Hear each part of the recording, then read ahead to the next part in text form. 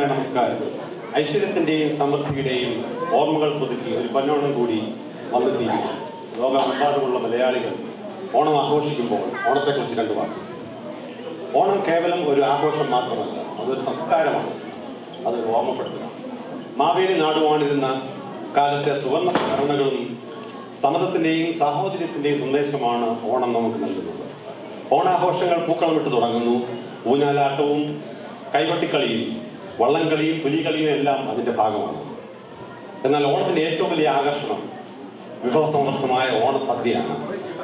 ഐക്യത്തിന്റെയും സ്നേഹത്തിന്റെയും സമൃദ്ധിയുടെയും ഈ ഓണക്കാലം ഓരോ കുടുംബത്തിനും സന്തോഷവും സമാധാനവും ഞാൻ ആശംസിക്കുന്നു. എല്ലാവർക്കും ഹൃദയം നിറഞ്ഞ ഓണാശംസകൾ.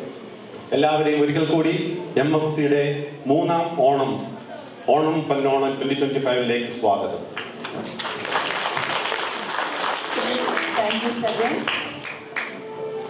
അല്ല സോറി, 2 മണിക്കേ ഉള്ളൂ.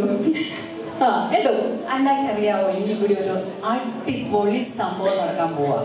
ഇന്ന് മുഴുവത്തെ അടിപൊളി സംഭവമല്ലേ, പക്ഷെ ഇപ്പൊ നടക്കാൻ പോകുന്നത് എന്തുവാ? ഒരു ക്ലൂ തരട്ടെ.